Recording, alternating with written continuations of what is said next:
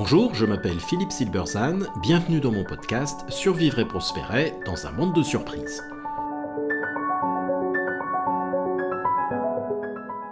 L'épisode d'aujourd'hui, au-delà du stoïcisme, tracer sa voie en incertitude.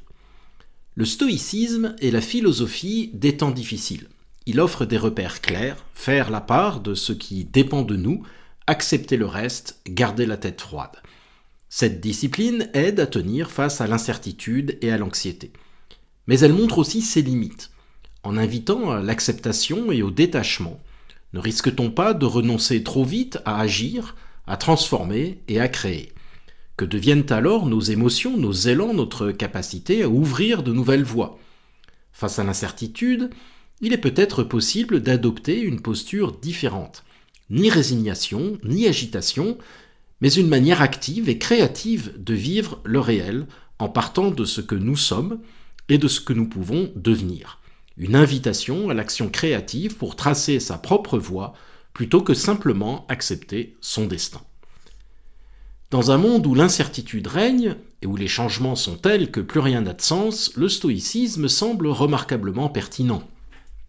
Il offre des conseils précieux pour affronter un quotidien anxiogène. Marc Aurèle, Épictète et Sénèque nous invitent à distinguer ce qui dépend de nous de ce qui n'en dépend pas, à cultiver la sérénité face aux événements extérieurs, à nous concentrer sur notre volonté plutôt que sur les circonstances. Face au tumulte du monde, cette sagesse est un refuge. Accepter ce qu'on ne peut changer, se détacher de ce qui nous échappe, cultiver une forme de tranquillité intérieure qu'ils appellent ataraxie, en se concentrant uniquement sur nos jugements et nos actions. Le stoïcisme nous invite ainsi à ne pas nous laisser emporter par les passions, à maintenir notre équilibre mental face à l'adversité, à développer une forme de résilience face aux épreuves. Dans les situations où nous n'avons véritablement aucune prise, il reste inestimable.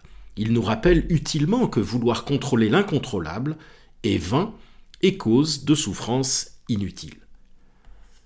Pourtant, cette sagesse présente certaines limites lorsqu'on la confronte aux défis contemporains. La première est que l'acceptation peut glisser vers la résignation. En nous invitant à accepter l'ordre du monde, le stoïcisme risque de nous faire renoncer trop vite à changer ce qui pourrait l'être. La frontière entre ce qui dépend de nous et ce qui n'en dépend pas est mobile. Notre action peut précisément viser à la déplacer. Nous sous-estimons souvent notre capacité à changer les choses et nous renonçons trop tôt et trop facilement. Une deuxième limite concerne le rapport aux émotions. En cherchant l'ataraxie, l'absence de trouble intérieur, le stoïcisme nous conduit à nous méfier de nos affects, à les contenir, voire à les supprimer. Or, les émotions, loin d'être des obstacles, peuvent être des moteurs d'action puissants si elles reposent sur des idées justes. Enfin, le stoïcisme peine à penser la création. Il nous enseigne à nous adapter au monde tel qu'il est, mais pas à inventer de nouvelles voies. À l'extrême, il nous conduit à devenir un astre mort d'où toute énergie interne a disparu et résigné à la marche du monde à laquelle il ne s'agit plus que de survivre du mieux possible. Dans mon ouvrage « Tracer sa voie en incertitude », je propose de m'inspirer de Spinoza et de Montaigne pour dépasser ses limites en adoptant une posture créative face à l'incertitude. Spinoza nous invite à persévérer et à croître dans notre être, à augmenter notre puissance d'agir plutôt qu'à cultiver le détachement résigné. Concrètement, cela signifie d'abord se réconcilier avec le réel et à l'accepter tel qu'il est, sans fausse illusion. Il rejoint en cela le stoïcisme, mais au lieu de s'arrêter là, il invite à partir de qui nous sommes vraiment, de notre singularité, pour tracer une voie propre. Ainsi, Madame Tao, cette chinoise devenue veuve soudainement, commence par cuisiner du riz pour des étudiants, une voie qui la conduira à créer une entreprise mondiale. Elle ne s'est pas résignée à son sort, ni n'a cherché l'ataraxie. Elle est partie de ses moyens, très modestes, pour créer quelque chose et ainsi échapper à la mendicité. Cette posture suppose d'accepter une certaine vulnérabilité, plutôt que de chercher à s'en protéger totalement. Elle demande de résister aux feux extérieurs, ces pressions sociales qui voudraient nous faire adopter les modèles dominants tout en restant suffisamment ouvert pour négocier avec le réel. Il ne s'agit pas de s'opposer frontalement au monde, ni de s'en isoler, et encore moins de s'en protéger, mais de composer avec lui de façon créative, tout comme Thomas Edison l'a fait en adaptant son système d'éclairage électrique pour qu'il soit acceptable, tout en préservant son innovation. L'idée ici est que l'incertitude n'est pas seulement un défi à affronter, quelque chose dont on devrait se protéger, mais aussi un espace de liberté à investir. Parce que l'avenir n'est pas écrit, nous pouvons contribuer à le créer. Cette posture suppose de maintenir une tension créative entre protection et progrès, entre ce que nous sommes et ce que nous pouvons devenir. Montaigne nous invite ainsi à jouer de nos contradictions et de nos limites plutôt qu'à les supprimer, à assumer notre singularité plutôt qu'à viser un idéal universel abstrait.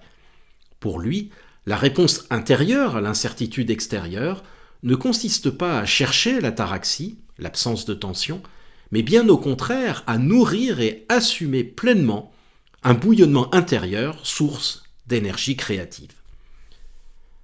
Cette approche n'a bien sûr pas vocation à remplacer, entre guillemets, le stoïcisme. Elle se situe simplement ailleurs dans un registre complémentaire. Là où le stoïcien cherche la tranquillité en s'alignant sur l'ordre du monde, elle propose de rechercher la joie active en créant sa propre voie. Cette joie naît de notre capacité à progresser dans notre être, à développer notre puissance créative, à embrasser le monde joyeusement, plutôt que simplement subir les choses comme elles sont.